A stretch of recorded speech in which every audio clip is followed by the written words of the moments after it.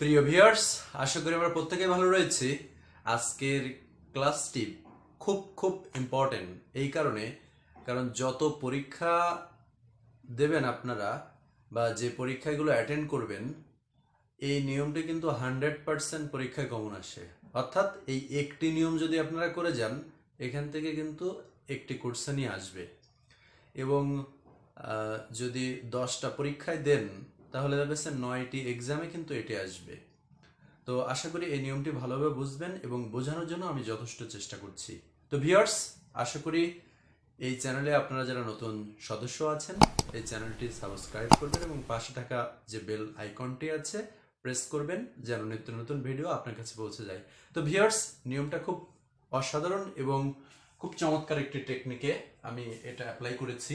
তো আপনারা খেয়াল করুন, সিম্পটম আমরা বলেছিলাম যে সেন্টেন্সের চিকিৎসা দেখে আমরা সেন্টেন্স চেঞ্জ করব। তো এই সেন্টেন্সটির সিম্পটম হচ্ছে টু প্লাস ভার্ব সিম্পল সেন্টেন্সে, অর্থাৎ টু প্লাস ভার্ব থাকবে। আর কমপ্লেক্স করতে গেলে আমাদের সোডাট করতে হবে। আর কম্পাউন্ড করতে গেলে অ্যান্ড, ওয়ান্ট অথবা ওয়ান্টেড, তারপর টু প্লাস, তারপরে ভার্বের প্রেজেন্ট ফর্ম। তো ভিউয়ার্স, আমরা আগে একটু বেসিকটা আমরা একটু ক্লিয়ার করি। এই সেন্টেন্সের বেসিকটি আসলে কোথায় দাঁড়িয়ে আছে সেটা যদি আমরা একটু খেয়াল করি, আপনারা একটু দেখুন।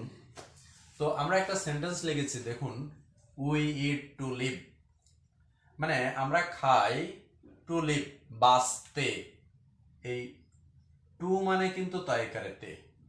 তো তার মানে যে বোঝা যাচ্ছে এই সিম্পল, কম্পাউন্ড এবং কমপ্লেক্সে এই তয়কারে তে শব্দটা কিন্তু থাকবে, অর্থাৎ ইনফিনিটিভ যেটাকে আমরা বলি, টু প্লাস ভার্ব কিন্তু ইনফিনিটিভ হয়ে যায়। তো এখন এটাকে যদি আমি কমপ্লেক্স করতে যাই, তাহলে উই ইট করতে ইট আপনার লিখবো, আর টু জায়গায় আমরা লিখবো সো দ্যাট। আর লিভ যেটা আছে, তো দেখুন সো দ্যাটের কমপ্লেক্স একটা ফরমেশন আছে। ফরমেশনটা হচ্ছে সো দ্যাটের প্রথম অংশ যদি ভার্ব প্লাস ওয়ান হয়, অর্থাৎ ভার্বের প্রেজেন্ট ফর্ম হয়, সেই ক্ষেত্রে এই পাশে ক্যান অথবা মে হবে। আর যদি এখানে পাস্ট টেন্স হয়, তাহলে এখানে কুড প্লাস ভার্বের 1 নম্বর ফর্ম, তারপরে অবজেক্ট হবে। তো আমরা বুঝতে পেরেছি এটা ভার্বের 1 নম্বর ফর্ম আছে, তার মানে ক্যান অথবা মে হবে। তো প্রথমে সাবজেক্ট কি আছে, ওই, আমরা ওই লিখলাম। তারপরে এই যে ক্যান আছে, আমরা ক্যান লিখলাম। তারপরে এখানে ভার্বের অন আছে, ভার্বের অন হচ্ছে লিভ, এটা আমরা লিখেছি। এরপরে আমাদের আর কিছু নাই। তো এখন একটা তথ্য আপনাদেরকে দিই, ক্যান ভার্বটা কিন্তু অনেকটা নিশ্চয়তা বোঝায়। তার মানে দেখুন, উই ইট আমরা খাই, সো দ্যাট যাতে উই ক্যান লিভ আমরা বেঁচে থাকতে পারি।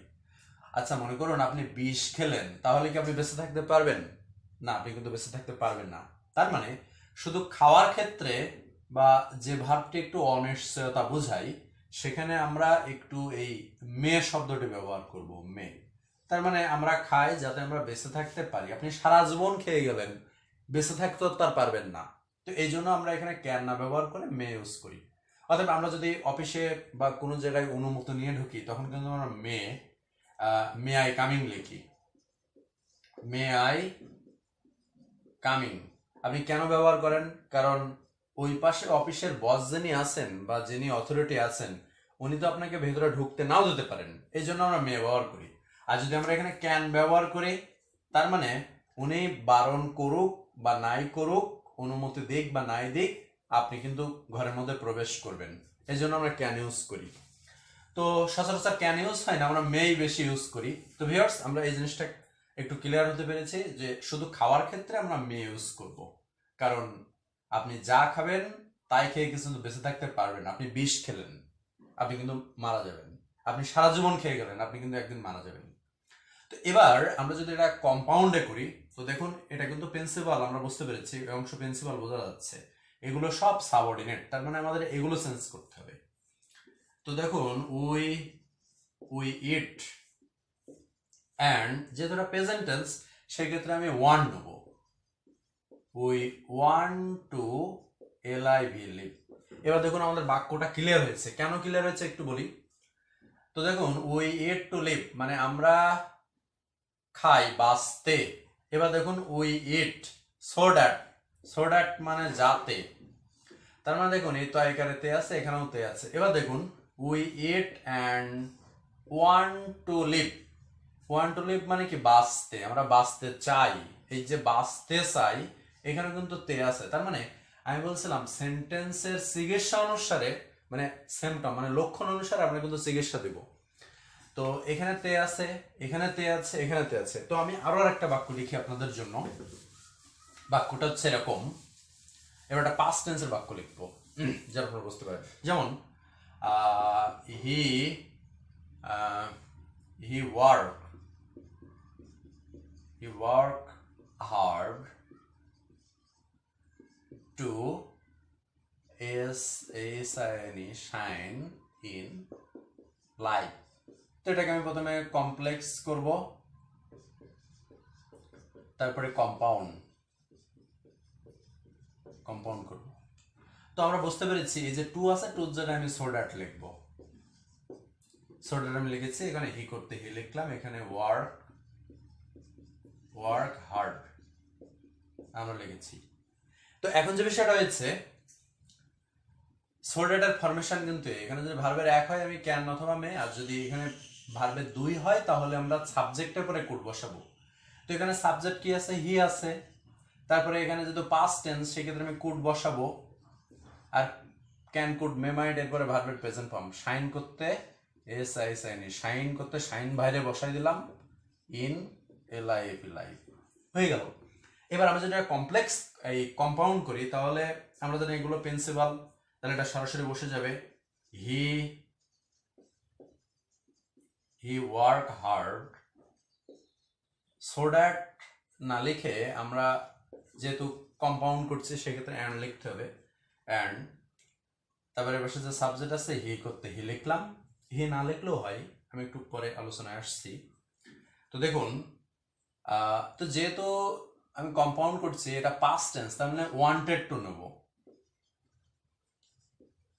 Wanted to shine shine in life. তো দেখুন এখানে কম্পাউন্ডের ক্ষেত্রে এই সাবজেক্ট, প্রথম সাবজেক্ট এবং দ্বিতীয় সাবজেক্ট কিন্তু এক হয়েছে। তো প্রথম সাবজেক্ট এবং দ্বিতীয় সাবজেক্ট যদি এক হয়ে যায় ভিউয়ার্স, তাহলে আমাদের দ্বিতীয় সাবজেক্টটি লেখার কোনো দরকার নাই, আপনি দ্বিতীয় সাবজেক্ট লিখবেন না। তো দেখুন বাক্য মিলে গেছে, হি ওয়ার্ক হার্ড সে কাজ করেছিল কঠিন, টু শাইন ইন লাইফ জীবনে উন্নতি করতে, তয়কারেতে। এখানে আমি সো দ্যাট যখন লিখেছি তখন কিন্তু তয়কারেতে হয়ে গেছে। আর যখন আমি ওয়ান্টেড টু শাইন মানে জীবনে উন্নতি করতে মানে চেয়েছিল, উন্নতি করতে চেয়েছিল, তার মানে সেন্টেন্সটা কিন্তু ক্লিয়ার হয়েছে। এটা কিন্তু সিম্পল হয়ে গেছে, এটা কিন্তু কমপ্লেক্স হয়েছে, আর এটা হচ্ছে কম্পাউন্ড হয়েছে। তো এবার আমরা আরেকটি নিয়মে চলে যাব, যে নিয়মটি আমাদের খুব গুরুত্বপূর্ণ, মানে কিছু কিছু পরীক্ষায় আসে। তবে আমি আপনাদেরকে বারবার বলছি এই নিয়মটা যদি একটি নিয়ম আপনি করে যান, এই নিয়মটা আপনার কিন্তু পরীক্ষায় আসবে। তো এবার আমরা একটা এই টু প্লাস ভার্ব আর উইথ এ ভিউ টু অনেকটা একই রকম। যেমন দেখুন হি ওয়েন্ট টু মার্কেট, সে মার্কেটে গিয়েছিল with a view to buying a car, সে একটি গাড়ি কিনেছিল। এটা কমপ্লেক্স করতে হবে, তারপর আমরা কম্পাউন্ড করব। তো ভিউয়ার্স এই যে উইথ এ ভিউ টু এবং সোডা একই জিনিস। তো আমি এটা যেহেতু প্রিন্সিপাল ক্লজ তো পরিবর্তন হয় না, আমরা সরাসরি বসায় রাখবো। হি went to market with a view to মানে so that, এবং এখানে so that থাকলে দেখতে হবে এটা পাস্ট টেন্স। তাহলে পাস্ট টেন্স হলে আমি প্রথমে সাবজেক্ট নিয়ে এখানে কুড বসাই দেবো। আমি এখানে কুড বসালাম, তারপর ভার্বের প্রেজেন্ট ফর্ম। এখানে যেহেতু বাইং আছে কোনো ব্যাপার না, আমি এখানে বাই লিখবো, by a car, sentence clear.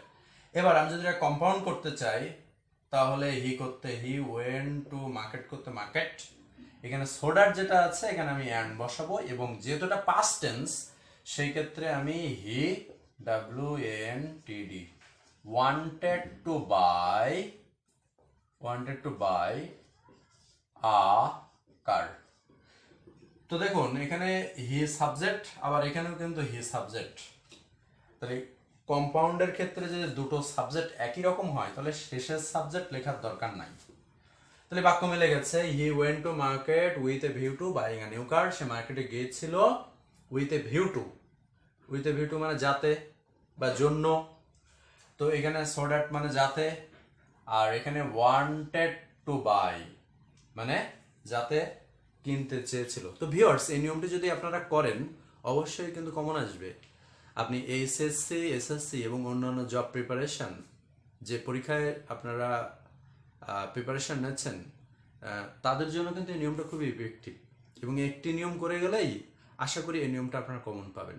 তো ভিউয়ার্স, নেক্সট ভিডিও এটার উপরে দেখার জন্য এখন আমার অনেকগুলো ক্লাস বাকি আছে। সিম্পল কমপ্লেক্স কম্পাউন্ড যেহেতু একটু জটিল বিষয়, এবং আস্তে আস্তে ধীরে ধীরে আগানোর চেষ্টা করছি। পরবর্তী ভিডিওগুলো অবশ্যই দেখবেন এবং চ্যানেলটি সাবস্ক্রাইব করবেন। এই প্রত্যাশায় আজকের মতো বিদায়। ধন্যবাদ সকলকে।